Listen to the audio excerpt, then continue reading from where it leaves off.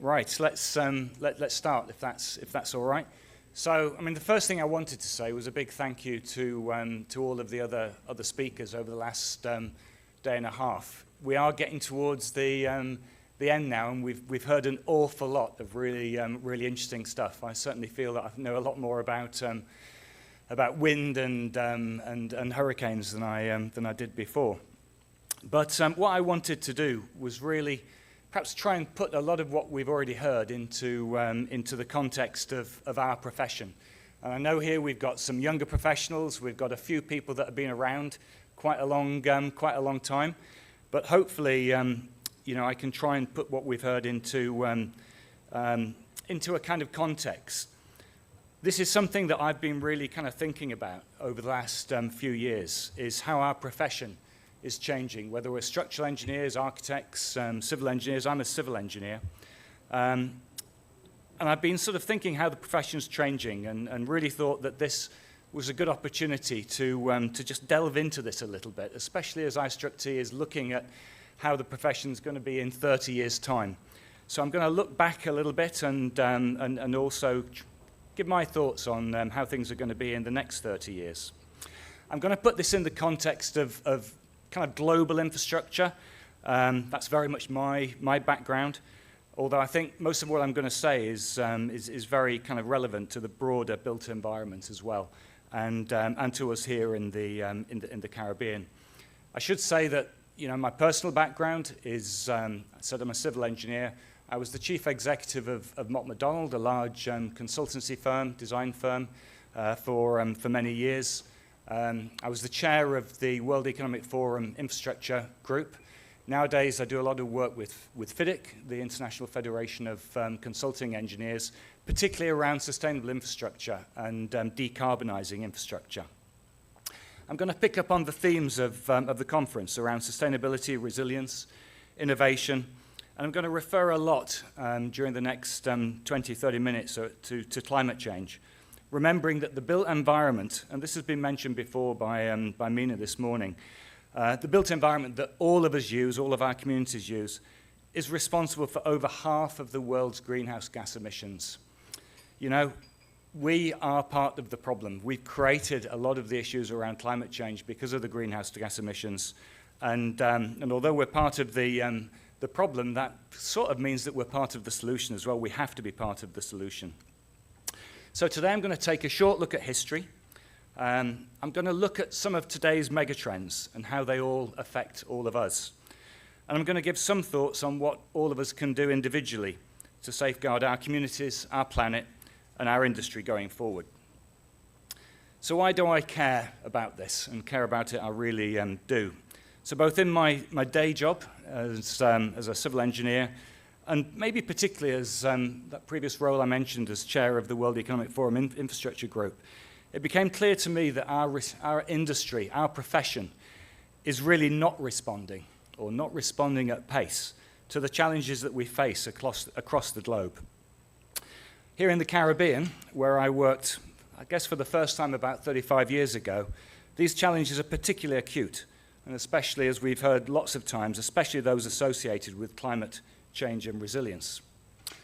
So let's start. So firstly, a little bit of history. The world has always lived with change. Some of it short-lived, like economic downturns, political change, natural disasters. But we've also always had these global megatrends. These have always happened. And we've found ways, often through technology and or behavior change, to deal with them. So what were those megatrends, let's say, 100 years, I'm going to go back beyond 30 years, but let's go back 100 years. What were the megatrends then? And this was when some of our modern kind of engineering techniques started to emerge. We had industrialization, massive population growth in towns and cities, healthcare, education, social mobility, and of course, that rapid innovation that we were seeing then. The infrastructure played its role in responding to these trends. So a bit of an example from my own company. And so I think it was Omar asked a question of the younger professionals here. So a question, first of all, for the young professions. Who's heard of the current wars? Current wars? No? Any of the older professionals? Getting a nod here from at least one person. So you will know the names if you've not heard of the current wars specifically. There was an international battle, and this is going back a bit, between Thomas Edison, and who was promoting direct current, there you go, and Nikola Tesla, promoting alternating current. This was the very start of electrification. Caught up in the middle of all of this was a young Italian engineer called Marconi, another name that you probably will have heard of. Marconi became really disillusioned with this battle between the two, Edison and Tesla, and he left Italy for the UK. Now, the tradition has it, and I don't know if Luigi might be able to help me on this, tradition has it, certainly in my company, that he left because his mother told him to, and because all good Italians always do what their mother tells them to do. Is that right? It's just about, yeah, there you go. So his mother apparently told him that his skills would be really appreciated in the UK, and he was feeling hard done by with this battle that was going on between Edison and Tesla.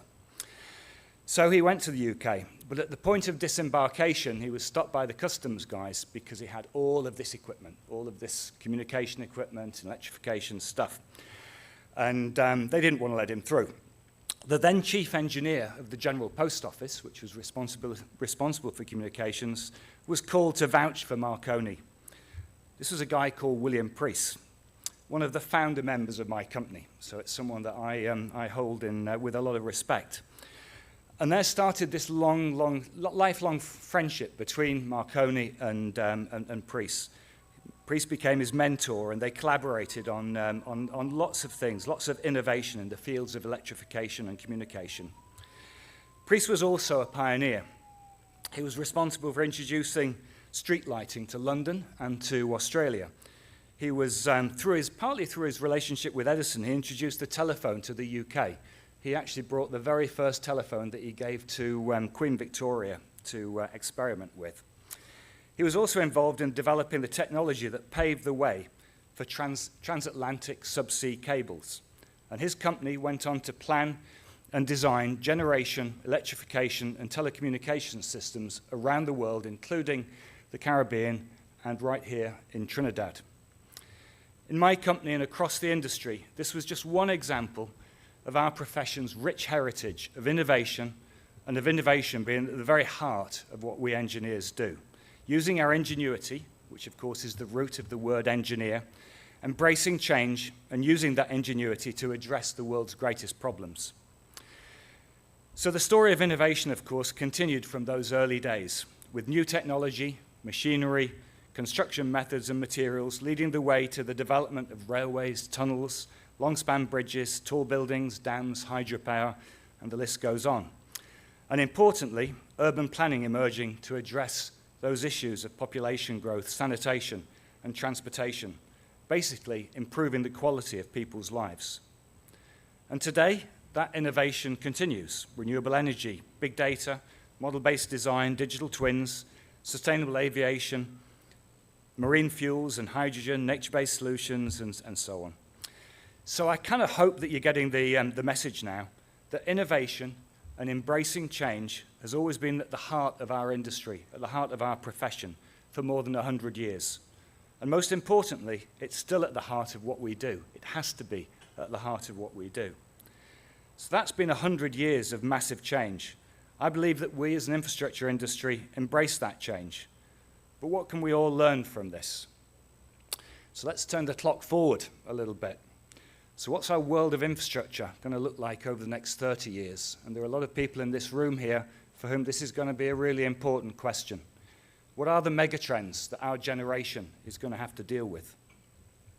The global pandemic, changing weather patterns, and recent social movements around the world have brought to the fore clear megatrends that will have an impact on social and economic infrastructure. That's what we all do at the end of the day.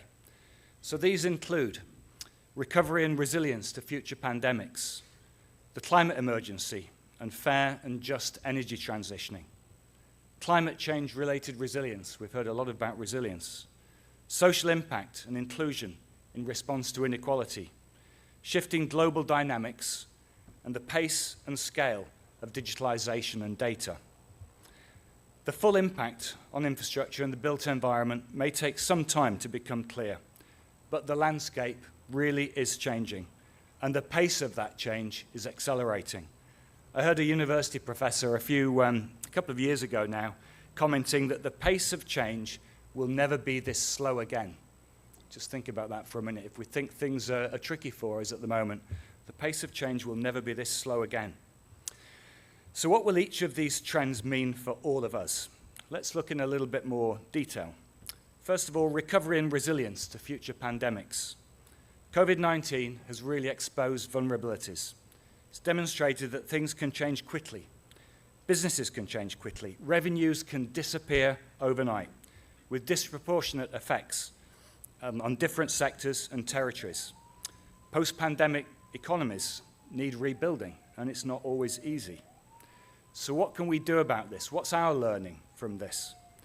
I think, first of all, agility is more important than ever. Building for flexibility. Look at how we turned non-medical facilities into COVID centres at speed during the pandemic. And more than that, in these times of change, who knows what a building is going to be used for in 15 years' time, 20 years' time. We need to think about flexibility of use and build for that flexibility. We need to think about building pandemic resilience. I'd call this infrastructure epidemiology. This is already being done in large airports around the world, and where people flow is being designed to minimize virus transmission. But what about cruise terminals, hotels, and other tourist infrastructures? These can be designed to be more resilient against that virus transmission. We're already doing this in JFK Airport in New York. We're going to need to develop innovative funding methods, recognizing that pandemics can affect our ability to spend in the recovery phase after pandemics. This is not easy, and especially, of course, when economies are constrained. And economies will need rebuilding, and traditionally around the world, construction is often a route to do this. But spending quickly, notwithstanding affordability, can be a challenge to incorporate those build back greener ideals. And as we build back, we'll be expected to create more for less, be more efficient. Efficiency in creating solutions will be a focus, and more prioritization. Only build it if you need it. But the interesting thing for me here is that many of these things are actually just simply good principles, good practice. And they've always been there, and I think the pandemic's just bringing it into greater focus. So secondly, climate emergency and energy transitioning and resilience. It feels inevitable that our clients will need to deliver for their governments tangible results in terms of decarbonisation. We're also seeing investors influenced by ESG credentials of their investments. Clients and investors will need to shift massively to decarbonise what they operate and what they build. This is already happening. But what of resilience? We've heard a lot about climate change. Climate change is still happening. Up until literally, it feels months ago, we were still talking about global warming being constrained to the Paris Agreement 1.5 degrees. That was really believed in the last decade. It's not going to happen. That's already passed us by. We've failed. We're not going to hit 1.5 degrees. If we're lucky, we're going to be aiming for 2 degrees. That's probably the best that we can hope for. Last year, and this is a statistic I was pretty shocked by. We've been talking about renewable energy, wind turbines, and so on in the last couple of days. Last year, 70% of global investment in power generation was into fossil fuels. And the vast majority of the other 30% was nuclear power in China. We're not even scratching the surface of what we need to do in terms of renewable energy. And so climate change will continue to affect the resilience of our infrastructure. Here in the Caribbean, so what's likely to be the scenario over the next 30 years? And again, we've discussed this over the last few days, and there's obviously uncertainty about exactly what's going to happen. The different models show different things. But it's almost certain to be hotter, let's say at least 1 degree centigrade hotter, and an increase in hot days and prolonged dry spells. So that's going to lead to the obvious things about higher energy demand, higher water demand, but also things like expansive soil movement, dry soils followed by wet conditions, the effect of that on slope stability and bridge abutments particularly being of concern. There's going to be probably, again, an increase in rainfall intensities, but maybe a reduction in annual rainfall and rainy days, possibly around 4%, leading to a reduction in aquifer recharge in countries that are already short of water. Sea level rise, we know, is going to be of the order of at least 30 centimetres, leading to coastal erosion and aquifer saline intrusion, again, affecting our ability to extract fresh water. And probably, of course, most talked about the frequency and intensity of tropical cyclones.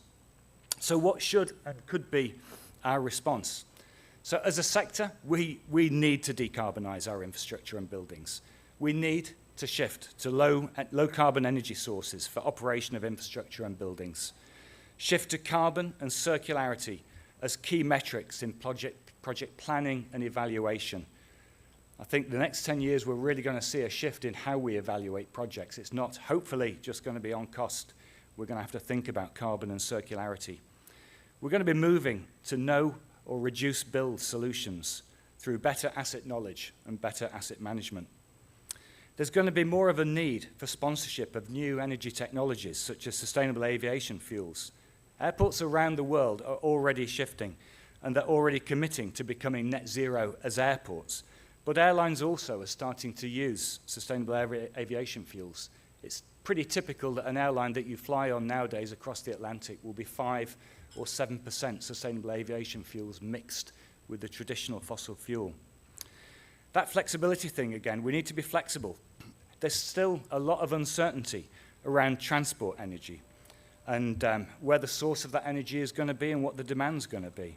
For example, what will be the common maritime fuel for cruise ships? They're going to be electric, hydrogen, ammonia, nuclear, biofuels, or a combination of all of those. The choice of what fuel the cruise ships are going to have, or all shipping is going to have, is going to influence the infrastructure that we need in our ports and harbours. I was talking to the Minister of Sustainable Transport in Italy a little while ago and asking him what his biggest worry was, and it was exactly that. He was having to develop the ports and harbours, the economic heart, or one of the economic hearts of Italy, and he just didn't know what infrastructure he had to plan for. And so he was trying to work out what you could do that would at least start the process going of creating that infrastructure without having to necessarily commit to either electrification or hydrogen. He was talking about hydrogen hubs. So Italy, of course, you know, the ports on the coast, wind energy and solar, so green energy available for hydrogen. But one of the issues in Italy is the availability of fresh water. So you can have green energy, but you can't create hydrogen without fresh water. Now you can do it with saline water, but it's a lot less efficient. Leadership at all levels of government is going to need to provide clear strategic direction, coordination, and appropriate allocation of powers, regulatory and incentive frameworks to deliver the right solutions in the right places at the right time. We're going to need to ensure that all of our projects have got green credentials. Finally, and this is something that is really close to my heart, measuring whole life carbon is going to become the absolute norm on all of our projects.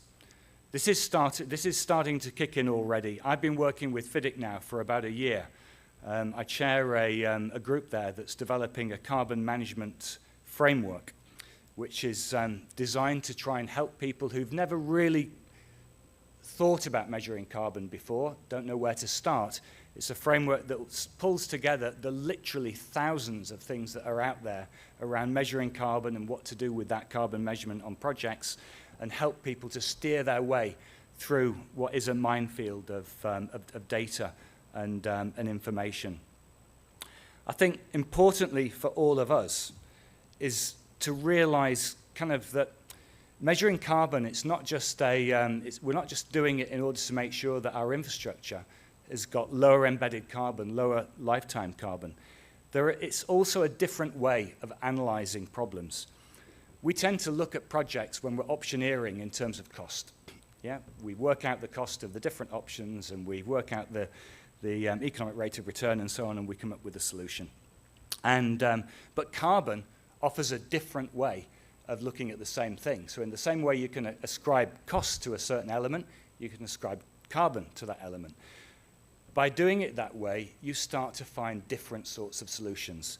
There's a great example that I heard of recently, which was Danish motorway bridges. So this was a whole series of bridges in Denmark.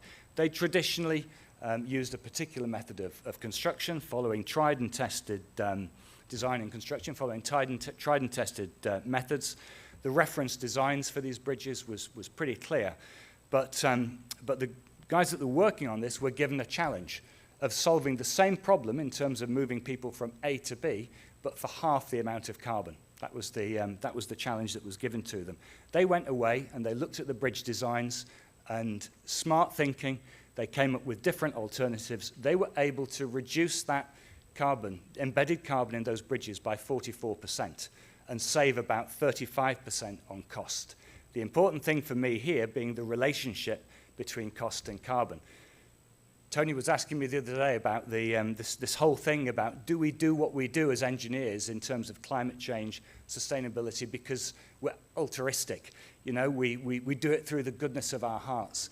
I think a lot of us can think that that's the right thing to do, but actually some people need a business case as well. And in terms of carbon, there is a business case for it.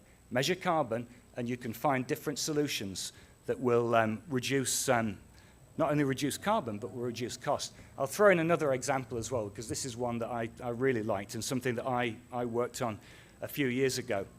And this was pipelines. So it's a real civil engineering thing, I'm afraid. But this was Anglian Water in the UK that were designing a 50-kilometre pipeline. And Anglian Water, they're a water utility, right? They know everything there is to know about pipelines. And they know how you work out how to make the cheapest possible pipeline. It's all about the pipeline, I guess, and the cost of the trench and maybe the backfilling and so on. But they decided to look at it in terms of carbon. So they looked, when they were doing their optioneering, they looked at the different alternatives in terms of carbon, and they found something that they never really realized. And that was that it didn't really matter which pipeline you chose, the amount of carbon in the pipelines was pretty similar. But the vast majority of the carbon was in the diesel that was used to dig the trench, shift the material, probably double, triple handle the material, bring in the backfill, and so on and so forth. So they decided, right, well, if we're going to actually save carbon, we have to do something about that. And so they invented, together with the contractor on this particular job, a different sort of backhoe with a shaker bucket and various other pieces of equipment that allowed them to trench, lay the pipeline, grade the material, backfill with that material, all in one process. They save 40% of carbon, and again, about 35% of cost. This is an organization that lay pipelines for a living, and they never realized that there was this way of looking at things that would give them that sort of benefit. But moving on, critical here and now is resilience. The world is waking up to the challenge of climate resilience. And we talked a lot, of course, about hurricanes in the last few days. In some ways here in the Caribbean, there's more awareness given the vulnerability to extreme weather events compared to other parts of the world. I worked on coastal defenses and drainage in Guyana over 30 years ago. And this was a time when kind of levels of protection was a matter of almost relative routine. No longer. Around the world, tried and tested standard design criteria and building regulations, building codes, which we've talked a lot about, they're not working. They're not proving adequate. Look at Dubai Airport and the flooding last year. I don't know if some of you saw that in the press. Dubai Airport, a major airport, grounded for a week or more than a week, 10 days, because of flooding. One of the busiest airports, and their drainage systems failed. Not because they designed them wrongly, just because the intensity of rainfall was something that they'd never expected to have. So we have to, as engineers, start to challenge the accepted norms. I think we're already starting to rewrite building codes around the world, but we need to be more nimble to climate resilience, we need to do more. And for us in the industry, if we don't think differently, we're building up problems for the future. I find it interesting to draw a comparison with asbestos, which might seem a little bit of a strange comparison to make. But 50 years ago, there was no issue specifying asbestos. But that's not stopped all of the litigation facing our industry today. Simply using current building codes or standards, it may well create a similar problem for us in the next 30 years. In terms of resilience, again, we need to think about more nature-based solutions. Yesterday, we spent a bit of time looking at bamboo. We talked about regenerative design and so on. We need to work with nature to sequester carbon, enhance biodiversity, and improve resilience to the effects of this extreme weather. As engineers, we need to embrace this. For example, recognizing the benefits of greening our towns and buildings to drive down temperatures and lower energy demand. I know this is a large city example, but in Colombia's Medellin city, green corridors and buildings have lowered peak temperatures by 2 degrees. 2 degrees centigrade. They reckon that there's a potential for about 4 to 5 degrees lowering of temperature by this greening of their buildings and corridors. That represents a massive saving in terms of cooling energy demand. Add to that better insulation, and the impacts are going to be really significant.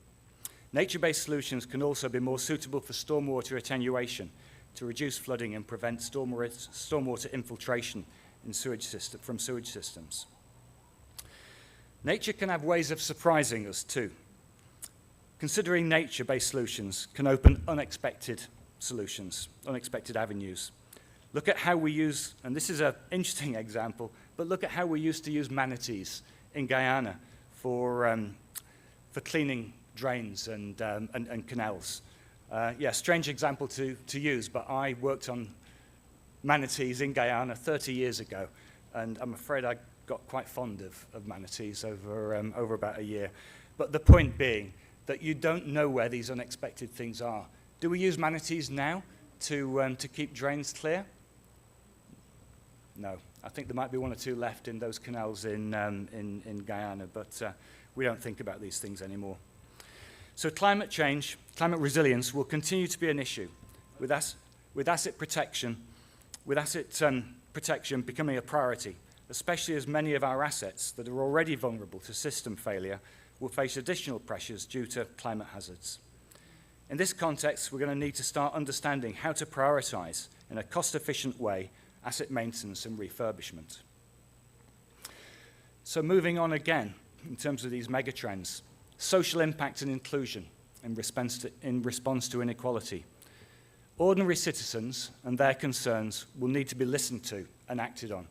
Inequality will be expected to be addressed, both by governments and business. So again, what about us? What's our response? I think our own organizations are going to be expected to play their part in terms of EDI, equality, diversity, inclusion, and social mobility. There's going to be a growing reporting environment for businesses in response to climate and social aspects. Benefits to society will play a larger part in planning and decision-making, with a clear focus on social outcomes alongside carbon and circularity. There's going to be a move to embed social outcomes, and by that I mean things like accessibility, inclusion, empowerment, resilience, well-being in all of our projects. Of course, all of these have already started. We do think about social outcomes in our projects, but I think we're going to have to start to think about them much, much more. I think I also wanted to say something here from a business point of view about purpose. So McKinsey did an interesting report about 3 or 4 years ago, saying that the successful organizations of this decade and next decade are going to be organizations that have got a very, very clear purpose. As engineering organizations and engineering individuals, I don't think we can any longer think that our purpose is just to be brilliant structural engineers or civil engineers. We have to start thinking about those outcomes that are created from the projects that we work on. In Mott MacDonald, we introduced a purpose about 4 or 5 years ago now that focused on the very engineering critical things of technical excellence, being as good as you can possibly be in terms of technical things, digital innovation, being innovative in terms of digital everything, but also considering social outcomes in everything that we do. So we don't look at a single project now without reviewing those social outcomes, accessibility, well-being, and so on that I mentioned. We don't look at a single project without considering those social outcomes. What's the rationale for that? In the world, we spend trillions of dollars every year on infrastructure. With a little bit of effort, thinking about some of these other elements around well-being and empowerment and so on, with a little bit of effort, without any extra expenditure on those projects, you can shift the projects to creating better social outcomes. And there's a business case thing around this too, because we're going to have to differentiate ourselves more and more as engineering organizations, engineering businesses. I worked on a bid for a series of hospitals recently in the Channel Isles, which is the islands between the UK and France. And we put this bid in, but we did it the way that we do now. So we didn't just look at the hospitals in terms of the engineering design. We also looked at the social outcomes, and we did an initial review of what we thought the client should be looking at to make sure that these hospitals benefited the communities that they were serving, not just in terms of health, but other things as well. And we won that job. And the feedback that we got from the client was, you know what? We had a lineup of 4 or 5 consultants, and they were all the usual suspects in the UK with Mott MacDonald, Arup, WSP, people like that. But only you guys talked about the social outcomes that you could create. We know that all of you can design a hospital, but what we didn't know was that some of you could actually shift some of that investment to creating opportunities for the communities that we serve. So finally, the pace and scale of digitalization and data. So data and information is, of course, going to be more freely used in all aspects of life. Digital tools, AI, machine learning, augmented delivery will become commonplace in realizing the value of that data. This will also be an enabler for all of the other responses to the megatrends that I've talked about. So what's our response got to be? So digital will be used consistently in infrastructure creation. There is no question about that. It's going to be used in the operation to create efficiency, and we're going to be using AI, machine learning, scripting, and so on. Digital twins. I don't know how many of you have come across digital twins, but digital twins are going to become common for all infrastructure that we create. Some of the offshore examples that we were looking at this morning, I mean, great example of what you can create, you know, with the LiDAR and the sonar. What you showed there is the first step, isn't it, towards being able to create a digital twin. And once you start doing that, then you can start using predictive technology to actually look at where some of that corrosion's taking place, where the failures are happening, to start to model actually how that structure is going to operate in the next 5 years without having to go and survey it every 2 years, 3 years, 4 years. So AI, machine learning is going to become part of what we do, and digital twins. I think the demonstration, and this again, I'm already seeing, demonstration of digital innovation is going to become part of the procurement process. When we're bidding for jobs, we're going to have to demonstrate that we have innovative ideas in terms of how to use data. National digital twins are going to become a reality. Services related to digital twins and other database solutions, they're going to be procured through different business models. This is scary, but engineers no longer paid by the hour or the drawing. This is already happening. Delivering digital twins may or will mean a breakdown in the traditional transactional boundaries between designer, contractor, owner, and operator. It was interesting looking at some of the presentations this morning, showing us how we can bring more surety in the construction process. But that was all assuming that we've got a designer, we've got an owner, we've got a contractor. These boundaries are going to break down. The only way that we're going to be able to use data to its fullest extent is going to be by working more collaboratively across the industry And I suspect we're going to start to see much more, at the very least, alliancing between designers, constructors, and operators. So finally, what can we do? What can we do as businesses and as individuals? Well, I guess don't be put off. In some ways, when I kind of start thinking about this sort of thing, I kind of feel like there's a lot of challenges here. But we can address all of these challenges. But we've got to embrace them as opportunities. We've got much of the knowledge and technology now to solve many of today's problems. We just need to be bold and to use them. Model-based design and digital twins to plan new assets better and get more from existing assets. Alternative energy sources, renewables, green hydrogen, sustainable aviation fuels. Looking at social outcomes, not in terms of compliance, but as a way to use infrastructure investment to transform our communities and people's lives. Thinking of infrastructure in terms of people, not just steel and concrete. We need to have a voice as individuals and as an industry and a profession. Many of these solutions require policy changes, and so a voice with governments, but also behavioural changes, and so a voice with the general public and the communities in which we live and work. Help them understand the nature of the challenge and how they can contribute. In very practical terms, as businesses, at the very least, and I say businesses, but this is any organisation involved in buildings and infrastructure, drive your own digital transformation. Really see the value in data and information.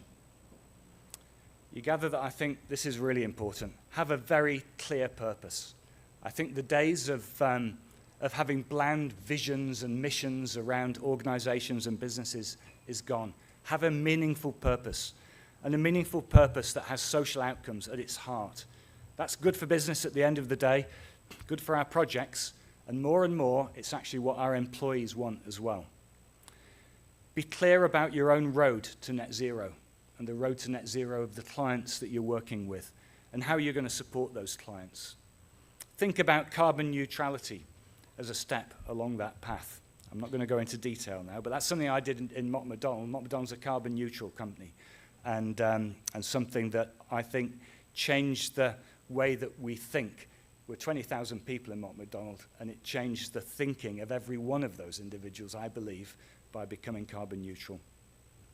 Measure whole life carbon in your solutions, whether your clients want you to do it or not. You will find better solutions by measuring carbon. And embrace circularity and nature-based solutions. Remember, there's a clear link between cost and carbon and circularity and nature-based solutions. It's not just about doing that altruistic thing that Tony mentioned before. There is a business case around this. Around the world, our governments talk about build back greener and better, regardless of affordability challenges, that is. Well, we can all play our part in this, but we do have to embrace change.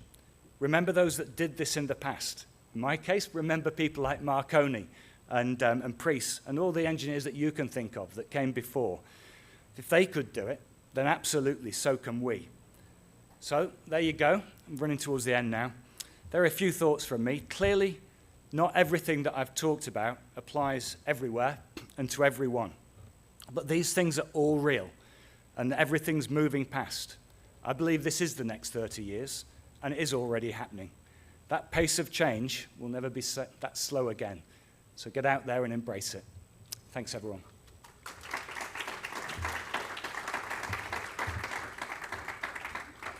Mike, are you by chance writing a book? Sorry, say again? Are you by chance writing a book? No. Okay, well, perhaps you should consider it. We only have time for two very, very brief burning questions. Otherwise, maybe we could plead with him to stick around for a few minutes at the end of the day if you have some questions. I knew there'd be one there. It's not very brief.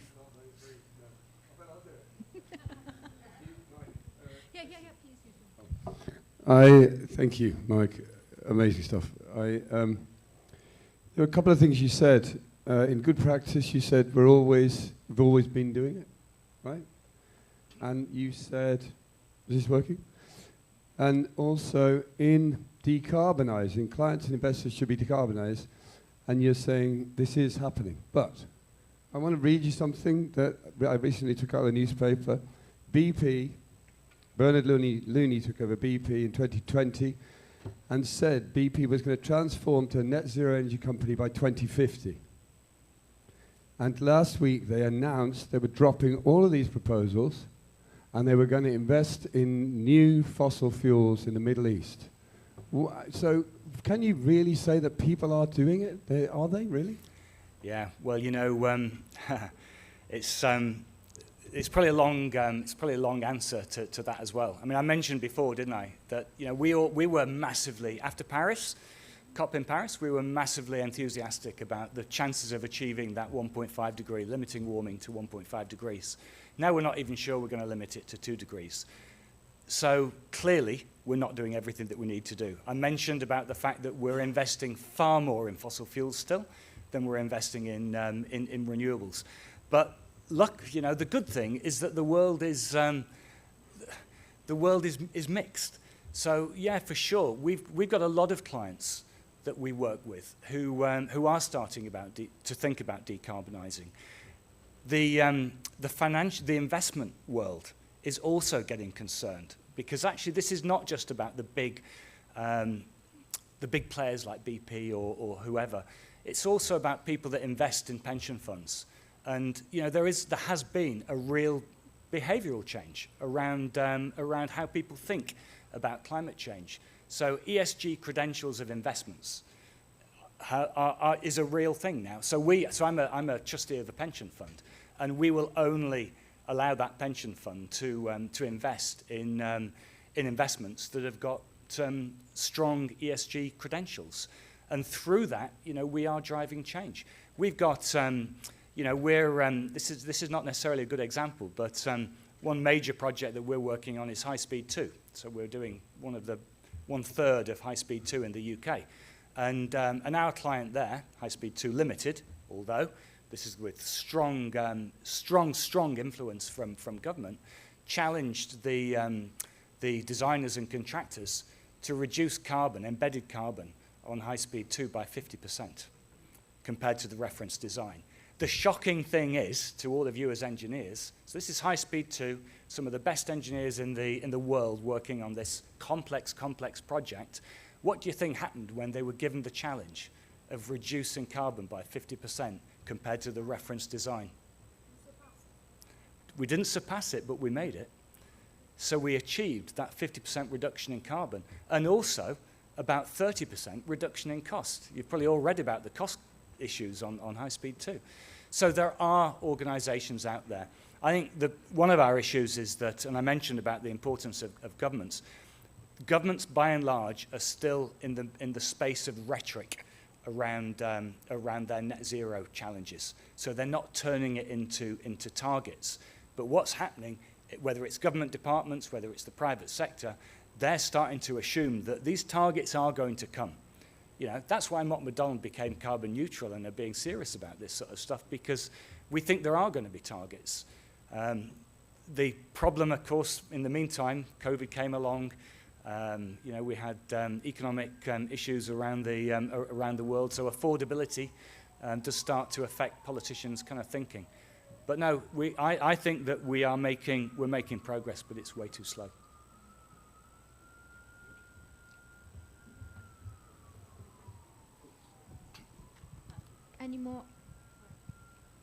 Any other questions for Mike? Yes. So thank you for that talk. And a question, because engineers are folks who typically are looking for guidelines to be able to actually do stuff. Yeah. So particularly with regard to reducing embodied carbon and just generally the carbon footprint of projects, where would you recommend engineers look to for day-to-day guidance in doing their work?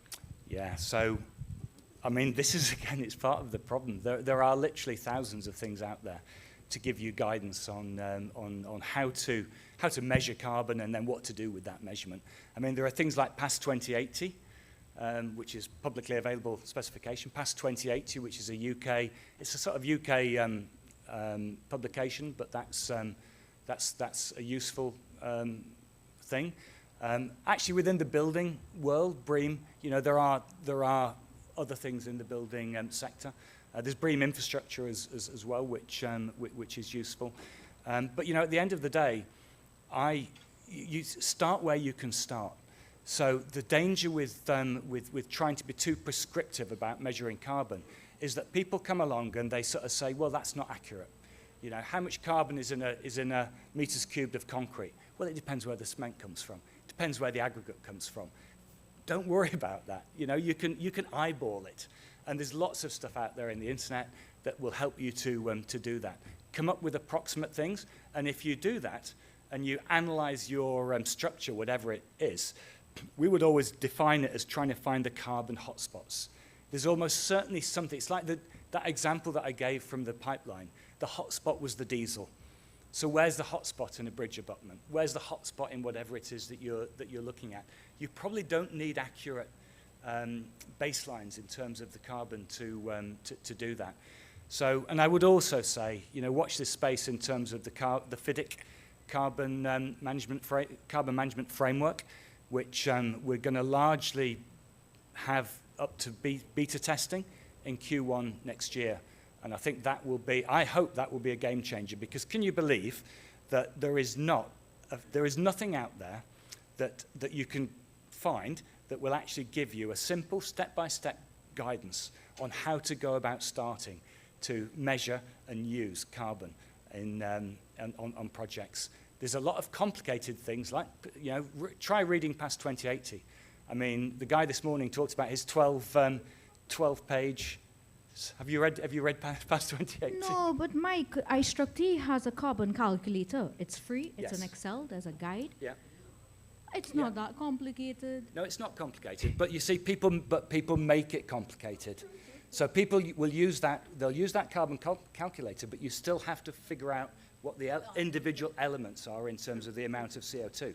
And so people will say, I can't do that because I don't know how much carbon is in that steel because it's coming from Puerto Rico or whatever. But just like what you had said, so the exact same thing. A lot of the carbon figures that they give you for the materials are UK-based, so it's based on countries that have that data. In the Caribbean, we do not have that data because we get materials from all over the world. The point is, if you just use whatever baseline data that they have, you plug it into the exact same calculations for that structure, then you utilize slightly different materials.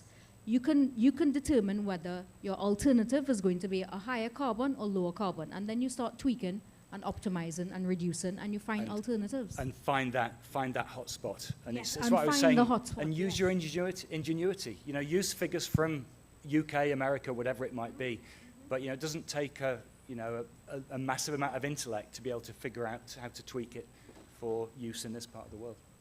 Yes, and we will share the carbon calculator with the participants here as well, including the Excel. Very simple, very straightforward. Takes a little bit of effort, but once you do it once or twice, you get the hang of it. Mike, I will ask you a couple of questions afterwards in the interest of time. So I borrow you for 10 minutes at the end. All right.